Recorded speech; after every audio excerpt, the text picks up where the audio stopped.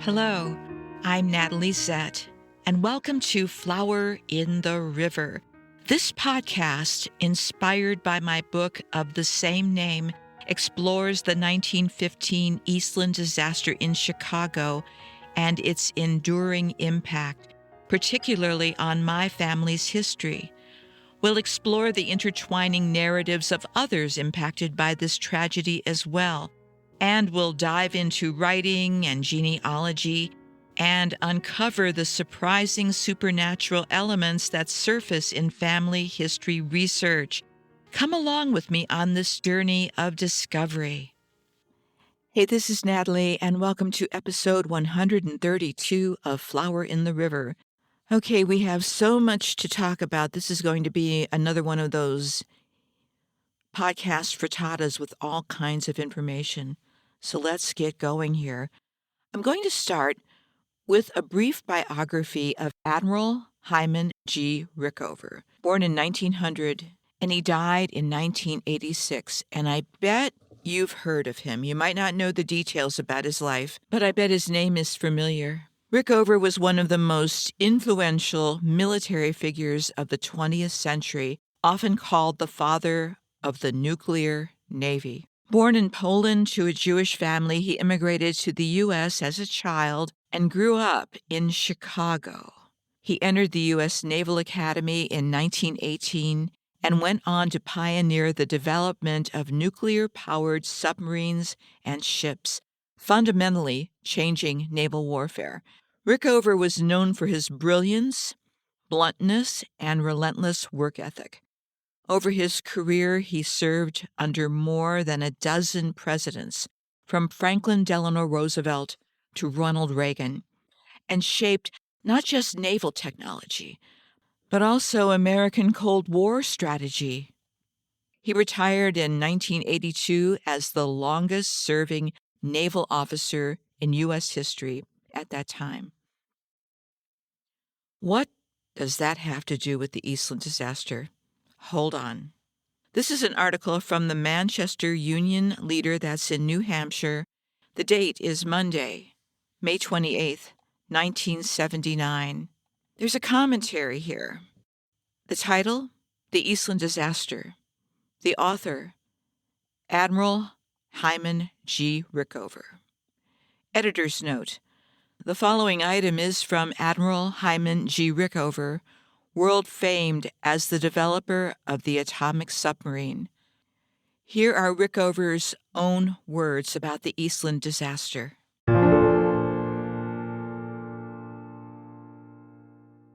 The Eastland was an excursion steamer built in 1903 at Port Huron, Michigan.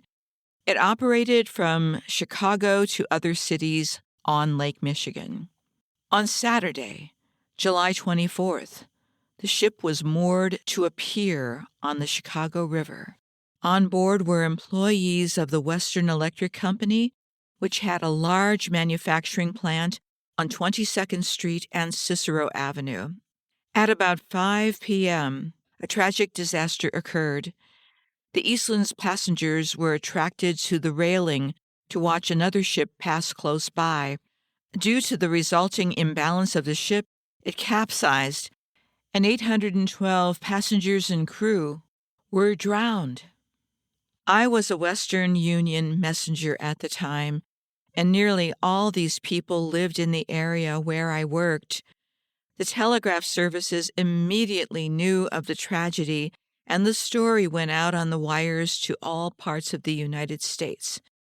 Shortly thereafter, a large number of telegrams started coming into my office, and it was my job to deliver them. I remember this kept me busy into the early hours of Sunday morning.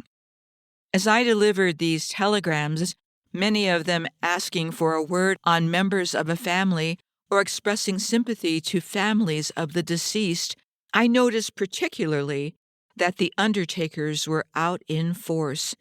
In addition to grief-stricken family members, there was a frequent presence of an undertaker seeking to get business.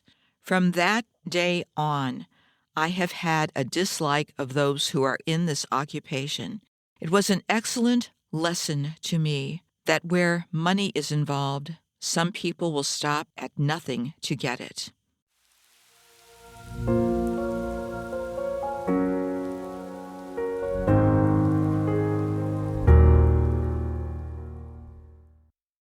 Hyman Rickover described his experience as a 15-year-old during the time of the Eastland disaster, working for Western Union, and he shared what remained in his memories after all that time had gone by.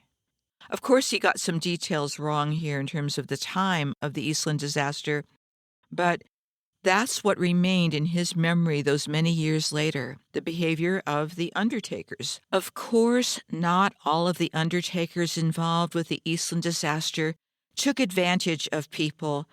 Rickover is just talking about his point of view, his experience as a 15-year-old working for Western Union, and that's what he saw.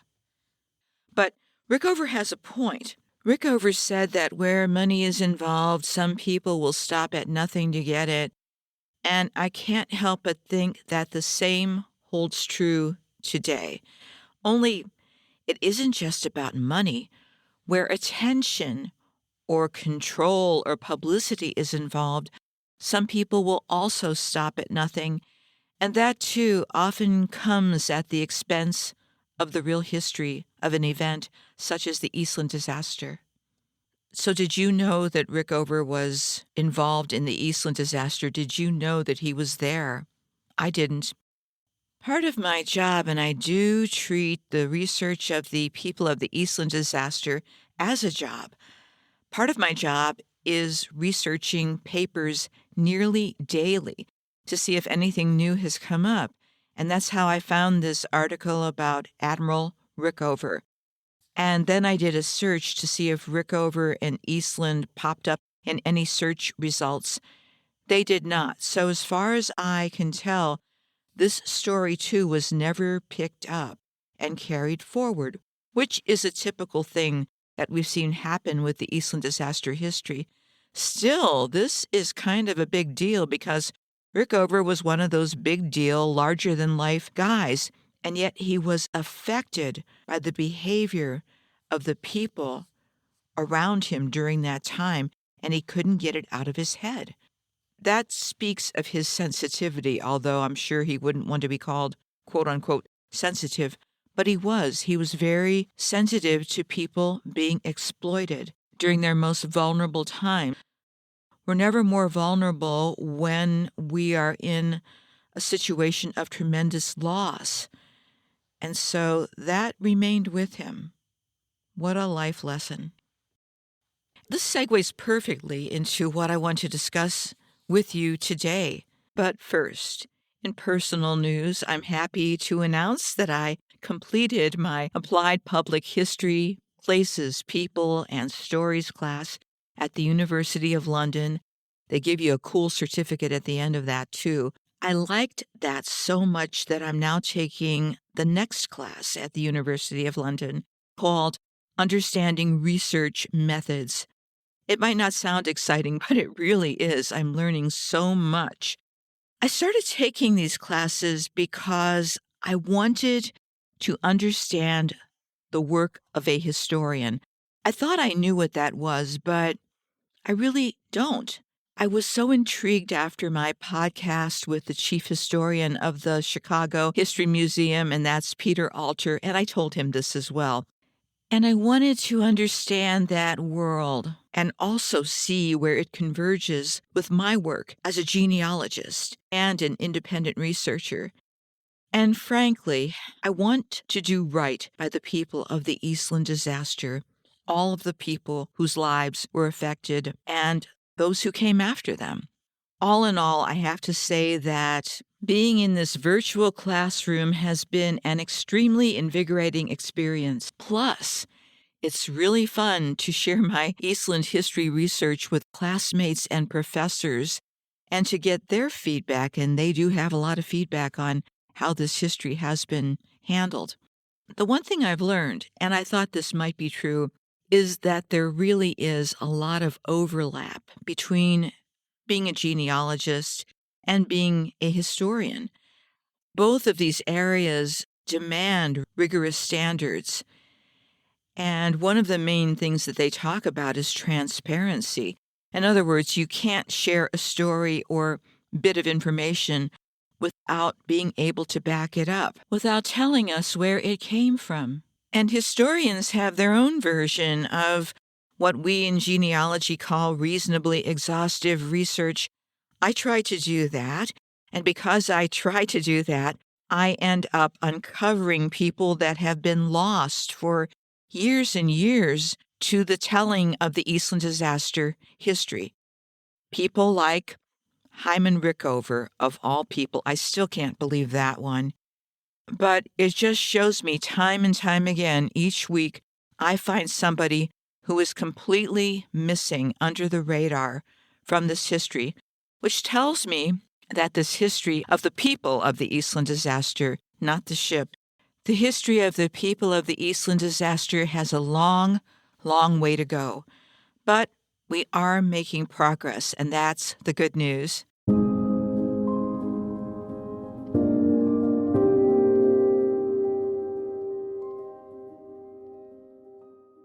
History also has another layer as well, the history of the history, and they call that historiography. As I've researched the lives of the people connected to the Eastland disaster over the past couple of years, I've also stepped back and have been paying attention to how this history has been handled over the decades. On one side, we have copious amounts of information courtesy of the Chicago papers as well as national papers, and it also includes international coverage. This information is accessible, and of course, it needs to be studied, compared, and contrasted, and verified. And then we have all sorts of publications that came afterward. For example, Dwight Boyer's True Tales of the Great Lakes, where he had that chapter on the Eastland disaster. Then in 1995, we have George Hilton's Eastland, Legacy of the Titanic, still the most comprehensive book written about the Eastland disaster by a scholar with no agenda other than wanting to tell what happened.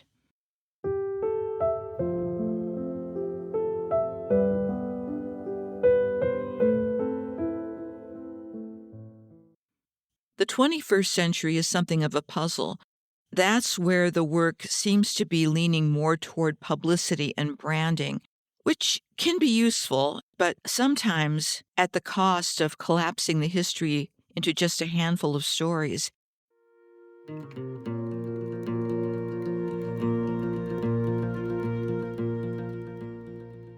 So looking at the Eastland means doing two things at once, recovering the stories of the people themselves and also asking hard questions about how their stories have been packaged and shared over time.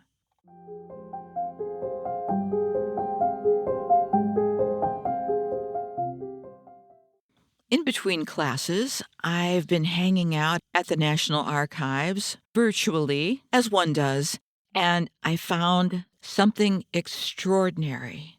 Another one of those documents, more or less hiding in plain sight, that also acts as a portal to understanding the people of the Eastland disaster from a different perspective. As far as I can tell, it's not been cited or mentioned in any 21st century literature or website that I could find. And as it is with so many of the documents I've located, this one too, hiding in plain sight, is an absolute treasure. This is actually a collection of documents, of court documents. It doesn't have a cover or a title, but I'll share a link so you can see it in its natural habitat. You know what I mean. And ironically, it was another legal proceedings document that led me into studying the people of the Eastland disaster. And this is also a similar type of document. This document contains multiple damage claims filed in the U.S. District Court for the Northern District of Illinois against the St. Joseph Chicago Steamship Company, which owned and operated the Eastland. The steamship company petitioned the court to limit their liability under maritime law. I know that doesn't sound exciting, but wait until you hear what's in this document. Wrongful death claims, of course. There were multiple families who were seeking $10,000 each for deceased relatives. The next claim type, personal injury claims. These were survivors seeking damages for things like physical injuries, broken bones, bruises, internal injuries, nervous shock and trauma, medical expenses, lost wages, pain and suffering, and property damage. We also have property loss claims, including musical instruments, personal belongings, clothing and baggage, and business equipment and supplies. And, of course, the allegations of negligence. The claims consistently allege that the steamship company was negligent in improper ballasting of the vessel, overloading with passengers beyond safe capacity, faulty construction and design, careless operation and management, inadequate safety measures. No arguments there. A document like this, it shows the human cost of the disaster while also documenting the legal framework used to seek compensation and establish accountability for maritime accidents. The stories that I'm about to share with you, as far as I know, have never been shared outside of these legal documents, that is. The other thing to note about this document is that it is a scan of the original document. In other words, it's not a transcription. So we're seeing it as close to the original as possible. That's really exciting. This is an actual primary source. What I'm about to read comes straight from court documents. The stories inside are remarkable, but the legal language of the time can feel heavy, repetitive, and sometimes downright weird. While I seldom edit documents like this, I read them to you as I find them. In this case, there was so much use of words like aforesaid or said boat, said city, said river. I got rid of a lot of the saids and replaced those with the, so it sounds less irritating. Even as I was reading it, I was actually losing my ability to focus. So that's the only modification I did, and I will share this document in its original so you can see it. But I did not change the meaning. I just made it a little more easy on the ears. For listeners outside the U.S., it may sound even stranger.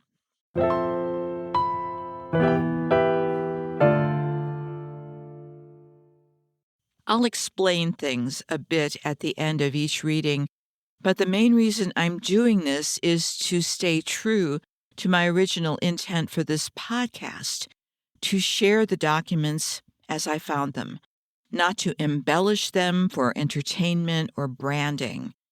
These documents are pieces of long-lost history that, without this research, would probably remain hidden. And the podcast gives me a way to bring these stories, these people back into the light, to make their voices and stories accessible around the world. And we'll jump into this document and read several personal injury claims. I think you'll find them intriguing. Here we go. Cover sheet reads, United States District Court, Northern District of Illinois, Eastern Division. Admiralty, in the matter of St. Joseph Steamship Company as owners of the steamer Eastland for a limitation of its liability, versus the claim of Frank Brady, February 21st, 1916, so not quite a year after the Eastland disaster, And the other signer's handwriting is difficult to read, but it appears to be Charles C. Spencer and Arthur A. House, attorneys. Your claimant, Frank Brady, represents and shows that on the 24th day of July, AD 1915, he was a passenger on the steamer Eastland at Chicago, Illinois, within the district, and that while he was such passenger and was on board, the steamer Eastland was overturned in the Chicago River by reason of the negligence of the St. Joseph Chicago Steamship Company, a corporation, its lessees, servants, agents, and employees, whereby your claimant was then and there thrown from and off the steamship with great force and violence to and into the river, and was thereby greatly hurt, wounded, and injured, and his nervous system was greatly injured, shocked, and shattered, and he became shocked, sore, lame, diseased, and disordered, and he was put in imminent peril of his life, and suffered and will continue to suffer in the future as long as he lives. And thereupon the claimant prays that this honorable court will be pleased to decree and award him damages for his injuries and otherwise right and justice to administer in the premises.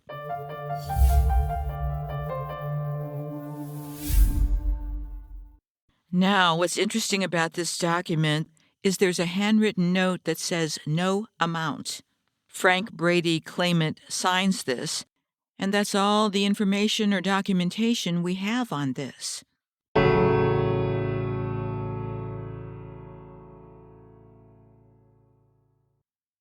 So Frank Brady filed a claim and testified that he had boarded as a passenger that morning and through no fault of his own was caught in the overturning of the steamer.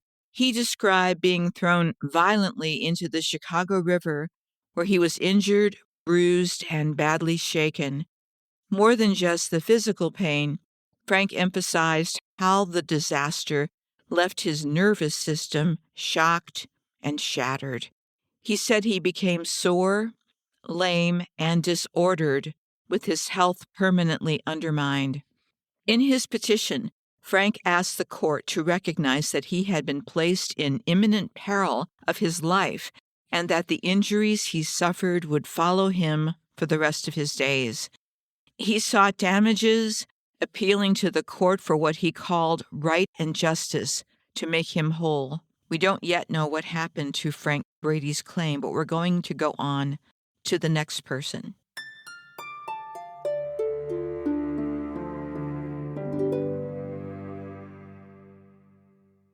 All right, our next claimant is Harold G. Durkee. I'll read the document that is in his file.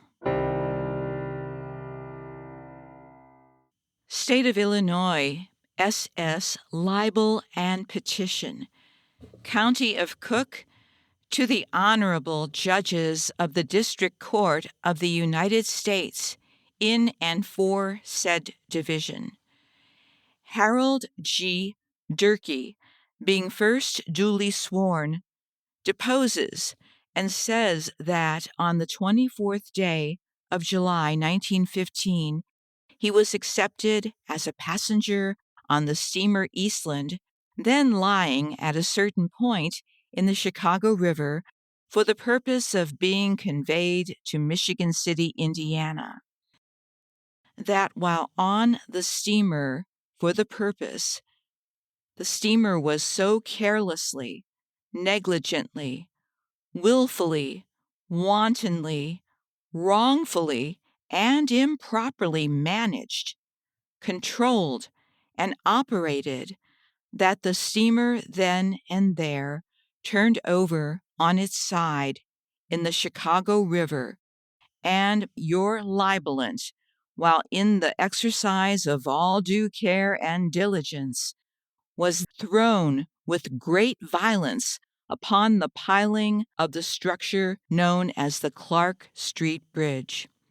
one or more bones in the ankle of Libelant were broken, and one of his ankles was dislocated, and he was otherwise greatly bruised, hurt, and wounded.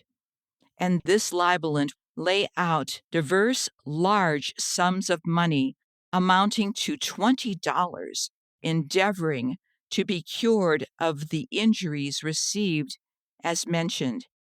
And also your Libelant became sick and lame, and so remained for a long time, and was hindered and prevented from following his usual occupation, and thereby lost the wages which he would otherwise have earned and acquired, amounting to $200. To the total damages of your Libelant in the sum of $220, therefore he claims a lien upon said vessel, her boilers, engines, machinery, boats, tackle, and furniture, and prays that the court may declare his lien and give him such relief and redress as he is entitled to. It is signed by Harold G. Durkee, subscribed and sworn to and before me on the 3rd day of December, A.D. 1915. The signature looks like A.B. Allhouse. Harold Durkee describes some pretty serious injuries: multiple broken bones in his ankle, a dislocation, and other bruises and wounds. Because of these injuries, he said he was unable to work for a long time, endured great pain, and lost wages he would otherwise have earned. He also had to spend a substantial amount of money, about $200, on doctors and treatments. Durkee valued the total damages of his libel at $2,200, $2,200, and he formally claimed a lien against the Eastland and its owners for that amount. So these claims, there are some similarities and there are some differences. You'll hear those. Each libelant did hire their own lawyer or sometimes firms that specialized in maritime law.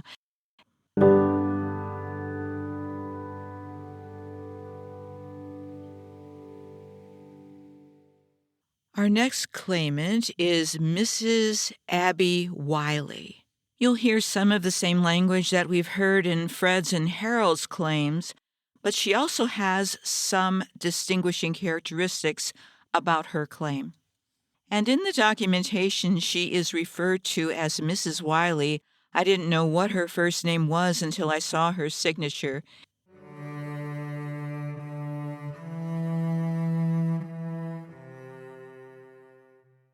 The libel of Mrs. Wiley against the steamer Eastland, her engines, boilers, machinery, boats, tackle, apparel, and furniture, and against all persons having or claiming to have any interest therein, in a case of damage, civil and maritime, alleges and articulately propounds as follows. First, that the steamer Eastland is a steam vessel of the United States of more than 20 tons burden, engaged in the business of commerce and navigation upon the Great Lakes, their connecting and tributary waters.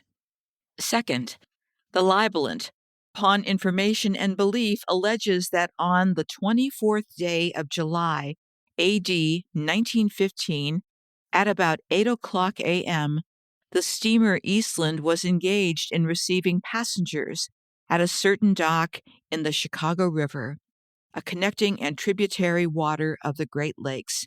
The dock being located in the city of Chicago, county of Cook, and state of Illinois, and that at said time, steamer Eastland was moored to the dock so described. Third, on that day and date, Mrs. Wiley was a passenger for reward in and upon steamer Eastland, and was at all times in the use of due care and diligence for her own safety, and that while she was a passenger in and upon the steamer Eastland was so carelessly, negligently, and improperly operated, driven, loaded, placed, ballasted, kept, and built, that she then and there overturned and sank, causing Mrs. Wiley to be thrown into the water, and there remain for a long time, and was severely injured by divers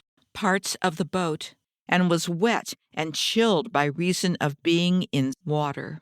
Fourth, that the overturning and sinking of the boat was without any fault whatever on the part of Mrs. Wiley, but was due solely to the negligence, carelessness, and want of skill on the part of the steamer Eastland and those in charge of her navigation, building, and loading.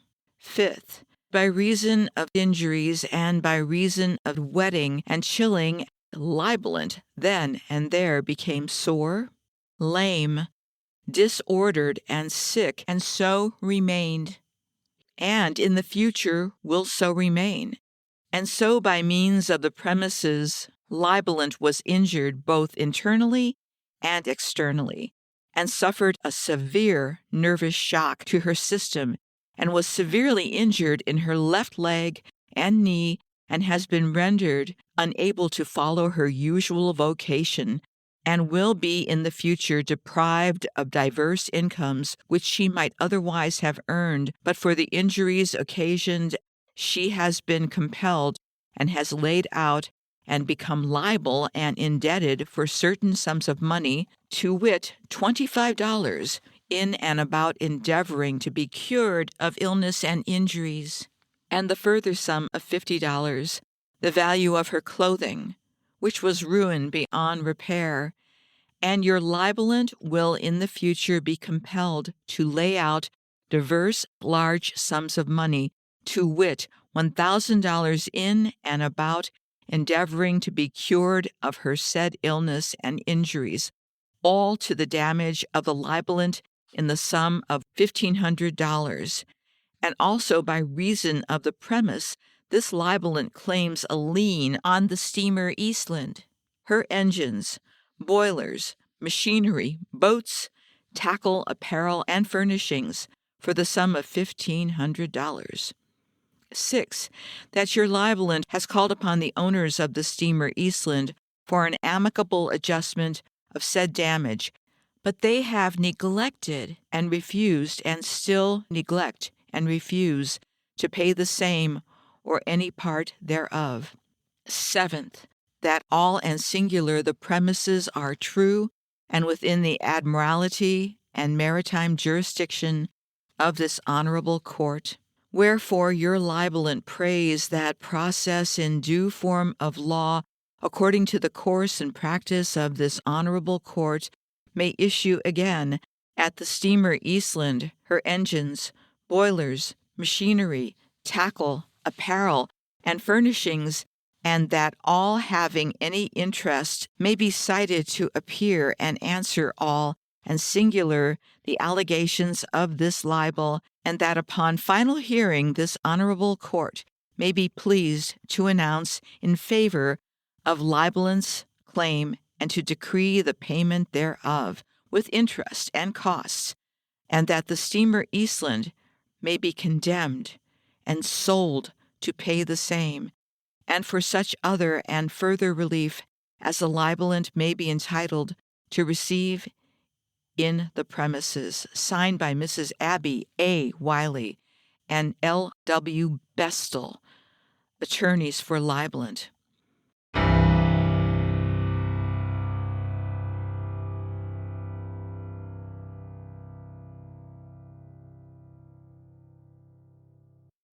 In her court filing, Abby Wiley said that she had boarded the steamer as a paying customer, expecting, as anyone would, to be carried safely.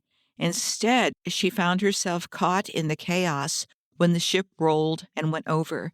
She described being thrown into the river and struggling there for some time, wet and chilled, before she was finally pulled to safety. She claimed that the Eastland was negligently built, ballasted, and operated, and that the disaster wasn't the fault of the passengers, but of those responsible for the vessel. She suffered lasting injuries and illness from the ordeal, including weakness and pain that affected her ability to carry on her normal work. She also noted the financial strain. Doctor's bills, ruined clothing, and other expenses piled up. Her libel asked the court for compensation, both for her suffering and for the money she was forced to spend afterward. Remember, this is during a time where there were very few government services there for people, so they more or less had to fend for themselves. Now, I know everyone's probably wondering what happened with all these individual cases. I'm wondering the same. It is very difficult to trace each individual, not impossible, but it's going to take a little bit more work. But right now, I am at the beginning of this particular leg of this research journey. What I can tell you now is that overall, justice for these people was elusive, to say the least. The owners of the Eastland fought hard to limit their liability, and in the end, very little real accountability or compensation came to the survivors or to the families who lost loved ones. So, these court documents also remind us of the frustration of the Eastland story. Powerful people maneuvered to protect themselves while ordinary, working-class people bore the loss. Sadly, this is a story that doesn't just apply to the people of the Eastland. And we will continue discussing stories from this document because this is one of the rare times where we get to hear stories of individual survivors. Plus, these aren't newspaper articles. These are court cases. And hopefully that means the information is a lot more accurate. And finally, when we look at the Eastland court claims, the dollar amounts might not sound like much today. $2,000 here, $10,000 there. But if we adjust for inflation, the picture changes. In 1915, $20 would have been about $640 today. And $10,000 back then, that's more like $320,000 in today's money. These weren't small requests. They were families and individuals trying to recover the equivalent of years of wages or the financial stability of a whole household. So thanks for slogging through these court documents with me. I hope that you got something out of this. And this is also a part of the history of the people of the Eastland disaster. I enjoy making stories engaging, but sometimes you have to bring in these types of documents as well to make sure you get the full depth and breadth of what happened here. And Admiral Rickover? Who knew? Well, I'll have more stories for you next week. God knows who's going to show up. I didn't expect this guy to show up, but you never know.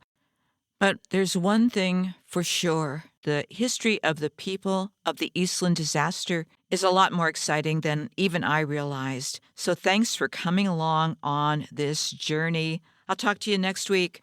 Goodbye.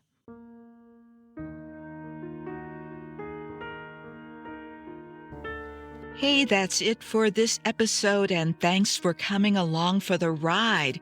Please subscribe or follow so you can keep up with all the episodes. And for more information, please go to my website. That's www.flowerintheriver.com. I hope you'll consider buying my book, available as audiobook, ebook, paperback, and hardcover, because I still owe people money. And that's my running joke. But the one thing I'm serious about is that this podcast and my book are dedicated to the memory of all who experienced the Eastland disaster of 1915. Goodbye for now.